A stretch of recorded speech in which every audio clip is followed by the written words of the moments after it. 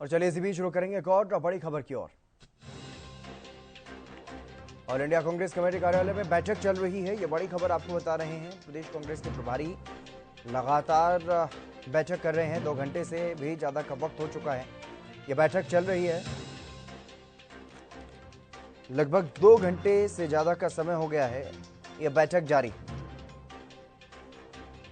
गुलशन ग्रोवर हमारे विशेष संवाददाता हमारे साथ जुड़ गए अधिक जानकारी के साथ। गुलशन, क्या कुछ ज्यादा जानकारी? लगातार ये बैठक जो है पिछले 2 घंटे से चल रही।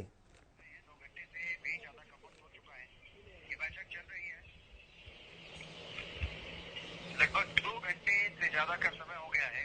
ये बैठक जारी है। गुलशन ग्रोवर हमारे विशेष संवाददाता हमारे साथ जुड़ गए अधिक जानकारी के साथ। गुलशन, क्या कुछ ज्यादा जानकारी? लगातार ये बैठक जो है पिछले 2 घंटे से चल रही। देखिए हितेंद्र, पिछले 3 घंटे से दीपक बाबरिया जो है कोऑर्डिनेटर, ऑब्जर्वर और जिला प्रभारियों के साथ जो रिपोर्ट उन्होंने तैयार की थी, वो रिपोर्ट का जो फीडबैक है वो यहाँ पर ले रहे हैं। और पिछले 3 घंटे से लगातार कोऑर्डिनेटर, ऑब्जर्वर और जिला प्रभारी लगातार अपनी रिपोर्ट जो है सौंप रहे हैं। और इस समय जो भिवानी महेंद्रगढ़ जिले के जो प्रभारी हैं कुलदीप वत्स, जो बादली से कांग्रेस के विधायक भी हैं, वो इस समय मेरे साथ मौजूद हैं, जिन्होंने अभी अपनी रिपोर्ट जो है दीपक बाबरिया को सौंपी है। आज दीपक बाबरिया को अपनी रिपोर्ट सौंपी है। आपने क्या कुछ रिपोर्ट में आपने दिखाया है? धन्यवाद। एक तो आप देखिए, जो 2 डिस्ट्रिक्ट थी रेवाड़ी और महेंद्रगढ़ की, हमने सभी सीनियर नेताओं की और हमारे जो सीनियर नेता थे सबकी राय मुशरा करके हमने अपनी सारी रिपोर्टें आज दीपक बाबरिया जी को सौंप दी है। और उसमें जो जो हमारे नेताओं ने नाम सुझाए, जो जो हमारे कार्यकर्ता, सीनियर कार्यकर्ताओं के नाम आए, वो हमने सब सारी रिपोर्ट दीपक बाबरिया जी को सौंप दी है। और जल्दी संगठन का डिक्लेरेशन हो जाए। रिपोर्ट में ये भी हवाला दिया है कि जो नारेबाजी हुई और आपस में लड़ाई झगड़े हुए, उसके बारे में भी अवगत। देखिए, जो रिपोर्टें होती वो हर चीज हमें बताने की जरूरत नहीं होती, पर हमने सारी रिपोर्टें अपनी दे दी, क्या क्या हमने किया। और छोटी मोटी बातें बड़े परिवार में होती रहती है, इसमें कोई सी लंबी चौड़ी बात नहीं, वो हमने सारी रिपोर्टें अपनी सौंप दी है। लेकिन कोऑर्डिनेटर और की तरफ से भेजे तो वो तो उनको सीनियर नेता है, संगठन के नेता है, तो उन्होंने कोई गलत काम तो किया नहीं। सारे कोऑर्डिनेटर बाहर से भेजे हैं और वो अपने अच्छे तरीके से उन्होंने अपनी भूमिका को निभाया भी और अच्छे तरीके से उन्होंने काम भी किया है। लेकिन कार्यकारी अध्यक्ष कह रहे हैं कि हमें तो लूप में लेना चाहिए था, हम तो अध्यक्ष हैं। कार्यकारी अध्यक्ष या अध्यक्ष का कोई इसका रोल नहीं है, ना अध्यक्ष का रोल था ना कार्यकारी का था। इसमें जो आदरणीय दीपक बाबरिया जी उन्होंने पूरी खाका खुद तैयार करके अपने संगठन के ये लोग तैयार किए। लेकिन कुलदीप जी, जिस तरह नारेबाजी हुई और ये कहा गया कि बापू बेटे की नहीं चलने देंगे, इस तरह की नारेबाजी हमने जिले में देखी, तो क्या इससे कांग्रेस का संगठन मजबूत होगा आपको लगता है, या उल्टा और ज्यादा इसका ग्राफ? देखिए, जो कुछ जो वर्कर हैं या सतानी नेता हैं, जो इस प्रकार की बयानबाजी कर रहे हैं और जो कुछ लोग मिलके इस तरह की बातें कर रहे हैं, उससे संगठन कमजोर होता है। और मैं एक चीज जरूर कहता हूँ, बापू बेटे की नहीं चलेगी या किसकी बापू बेटा मेहनत करते हैं, ग्राउंड के ऊपर मेहनत करते हैं और कांग्रेस को खड़ा किया है। और आने वाला समय आदरणीय राहुल गांधी जी के नेतृत्व में, खड़गे जी के नेतृत्व में आने वाले समय कांग्रेस का होगा। हरियाणा के अंदर 10 की 10 सीट हम कांग्रेस के यहाँ जीतेंगे और हरियाणा में कांग्रेस का राज बनेगा। लेकिन लगातार रणदीप सिंह सुरजेवाला, किरण चौधरी, कुमारी शैलजा ये आरोप लगा रही हैं कि जो आप लोग जिला में भेज रहे हैं कोऑर्डिनेटर और ऑब्जर्वर को, उन्होंने अपने गुट के ही सभी लोगों को बना दिया है जिला पर। देखिए, आदरणीय रणदीप सुरजेवाला जी, कुमारी शैलजा जी दोनों प्रभारी हैं। वो स्वयं अपने छाती पे हाथ रख ले कि वो कितने गुटों की मान के बनाते हैं, वो खुद बताएंगे। मैं तो वो बड़े नेता है, उनके झमेले में मुझे क्यों पढ़ना चाहिए, पर वो ये बताएं। पर एक चीज मैं जरूर कहूंगा, भूपेंद्र हुड्डा जी, रणदीप सुरजेवाला जी, कुमारी शैलजा जी, किरण चौधरी जी, दीपेंद्र जी, उदय भान जी, किरण चौधरी, ये सब सीनियर नेता अगर ऐसे करेंगे तो आम जन हमारे जिसमें पर क्या असर पड़ेगा। जिन्होंने कांग्रेस ने सब कुछ दिया, मैं तो एक चीज जरूर कहता हूँ, ऐसे कोई हो, चाहे कुलदीप वत्स भी है, उसने भी अपनी गरिमा में रह के पार्टी को मजबूत करना चाहिए, ना कि कमजोर करना चाहिए। तो कार्यकारी अध्यक्ष सुरेश गुप्ता कह रहे हैं कि हमारी तो चली नहीं इस पूरे मामले में। यार वही बात है, सुरेश गुप्ता जी कह रहे हैं मेरी चली, तो नहीं चली तो तू छोड़ दे। फिर आपकी जहाँ चलनी है वहाँ चलाओ ना। इसमें मेरी नहीं चली या सुरेश गुप्ता की नहीं चली, उसमें अध्यक्ष मेरी नहीं चली। जब बात चल रही है हाईकमान की और आदरणीय दीपक बाबरिया जी कर रहे हैं, तो उसको वो कहाँ से आगे? क्या छोड़ दें? वो क्या नहीं, अरे क्या छुटवाएंगे? अगर वो नहीं कहता मेरी नहीं चलती है तो छोड़ो, फिर चलती है। आप अपने काम करो, पार्टी के लिए आप कार्यकारी अध्यक्ष बनाए हो, आप पार्टी को मजबूत करो, आप पार्टी को कमजोर करने का काम ना करें सुरेश गुप्ता जी। ऐसे बयानबाजी तो आए दिन की बात है, मेरी नहीं चलती। क्या चलाना चाहता है? काम करो ना, पार्टी जो आपको जिम्मेवारी दे रखी है, आप जाके फील्ड में काम करो। आपको जिम्मेवारी दी है उसको काम करो। घर में बैठ के ऐसे कोई भी नेता हो वो अच्छी बात नहीं पार्टी के लिए। तो छोड़ो पार्टी को, फिर अगर नहीं करना तो ऐसा काम। कब तक लगता है कि अब कांग्रेस का संगठन बनकर तैयार हो? संगठन बहुत जल्दी बन के 20 तारीख से पहले संगठन तैयार हो जाएगा। और मैं एक बार फिर कह रहा हूँ तमाम नेताओं से, कांग्रेस पार्टी मजबूत हरियाणा के अंदर, और आदरणीय राहुल गांधी जी की पदयात्रा के बाद बहुत मजबूती से कांग्रेस आगे बढ़ रही है। और हुड्डा जी और उदयभान जी और तमाम हमारे नेताओं के नेतृत्व में कांग्रेस हरियाणा में बहुत अच्छे तरीके से मजबूत हो रही है। अच्छा, ये और बता दीजिए, जो बापू बेटा की नारेबाजी हुई, कौन लगता है कि वो कौन लोग हैं? या कांग्रेस के कार्यकर्ता हैं या क्यों? ऐसा है, ये सब प्री प्लानिंग काम होते हैं और ये प्लान के तहत कराया गया है। ये हाईकमान को भी पता है, आप लोगों को भी पता है और मुझे भी पता है, सबको सबका पता है।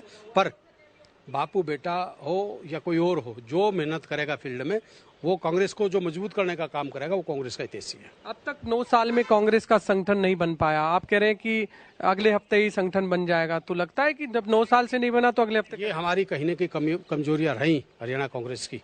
मैं अपनी कमजोरी को स्वीकार करता हूँ मैं अपनी कमजोरी को। पर अब आदरणीय दीपक बाबरिया जी एक बड़े सुलझे हुए संगठन के नेता हैं और मुझे उम्मीद है वो 20 तारीख तक इसको क्लियर कर देंगे। अच्छा, एक लास्ट सवाल है कि इस पूरे मसले पर रणदीप सिंह सुरजेवाला और कुमारी सैलजा, राष्ट्रीय अध्यक्ष मल्लिकार्जुन खड़गे से भी उन्होंने मुलाकात की और उन्होंने ये आरोप लगाए कि जो जिले में कोऑर्डिनेटर और ऑब्जर्वर गए हैं इस समय, और वो जो है केवल एक ही गुट के हैं, इस तरह के आरोप राष्ट्रीय अध्यक्ष पर लगाए गए हैं। तो लगता नहीं कि इस पर सवाल खड़े हुए हैं? खुद प्रभारी पर भी, दीपक बाबरिया पर भी सवाल खड़े हुए? वो राष्ट्रीय अध्यक्ष जी इस पर स्वयं एक्शन लेंगे, कार्रवाई करेंगे या ना करेंगे मुझे नहीं पता। पर एक चीज़ मैं ज़रूर कहता हूँ, वो बहुत सीनियर नेता हैं।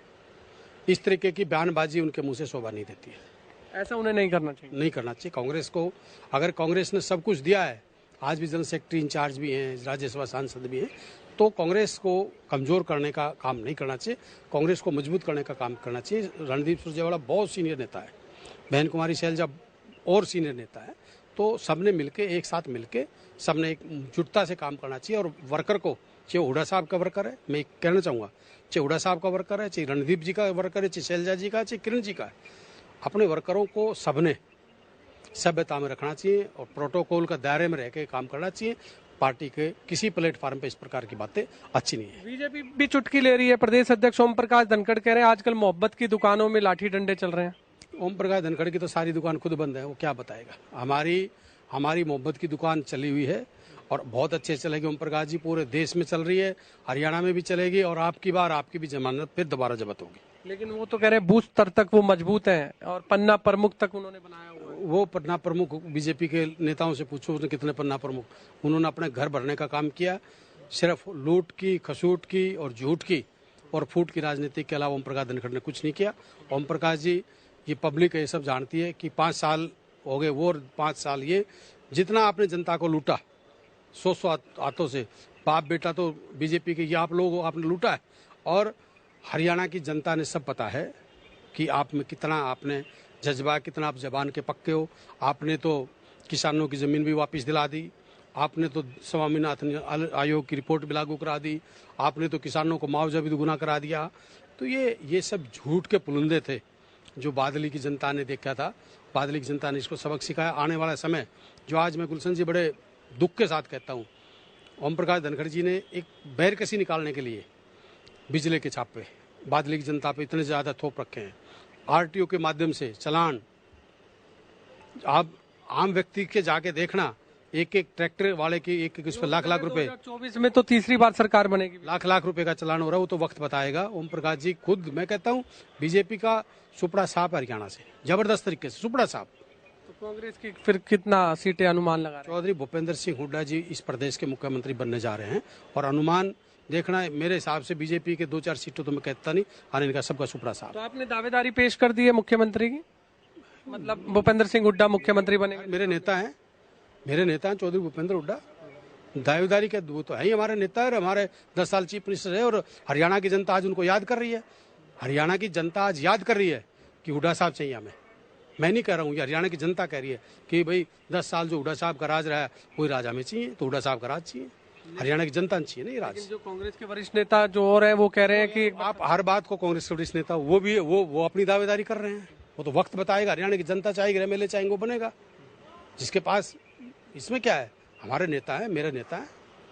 बहुत बहुत धन्यवाद। आपने सुना जो कि कुलदीप वत्स हैं, जिन्होंने बताया कि किस तरह से आज उन्होंने दीपक बाबरिया को रिपोर्ट पेश किया, और इस दौरान उन्होंने साफ तौर से ये भी कह दिया है कि जो बड़े नेता जिस तरह से हर जिले के अंदर जो हुड़दंगबाजी हुई है, जो मारपीट हुई है, उन्हें ऐसा नहीं करवाना चाहिए था और उन्हें उससे जो है कांग्रेस पार्टी कमजोर होती है, और जबकि उन्हें मजबूत करना चाहिए था।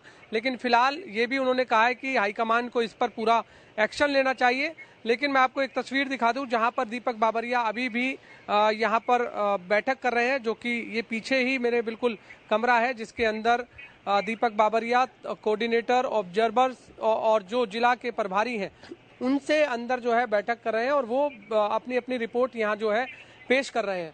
एक एक करके जो भी जिला प्रभारी है या कोऑर्डिनेटर है या ऑब्जर्वर है, वो अपनी रिपोर्ट जब दे देता है तो उसके बाद वो वहाँ से बाहर निकल जाते हैं। इसी तरह काफ़ी कोऑर्डिनेटर और ऑब्जर्वर और जिला प्रभारी रिपोर्ट सौंप कर चले गए हैं, लेकिन अभी भी अंदर जो है लोग बैठे हुए हैं, और अब हम इंतजार कर रहे हैं कि जब दीपक बाबरिया यहाँ से बाहर निकलेंगे तो जरूर हम उनसे जानेंगे कि आज कितने कोऑर्डिनेटर, ऑब्जर्वर और जिला प्रभारियों ने अपनी रिपोर्ट सौंपी है, और कब तक जो है ये कांग्रेस का संगठन बनकर तैयार हो जाएगा। क्योंकि पिछले 9 साल से लगातार कांग्रेस हरियाणा प्रयास कर रही है कि उनका संगठन बनकर तैयार हो, लेकिन अभी तक जो संगठन है वो बनकर तैयार नहीं हुआ है। बिल्कुल गुलशन, आप नजर बनाए रखिएगा। फिलहाल के लिए बहुत शुक्रिया आपका।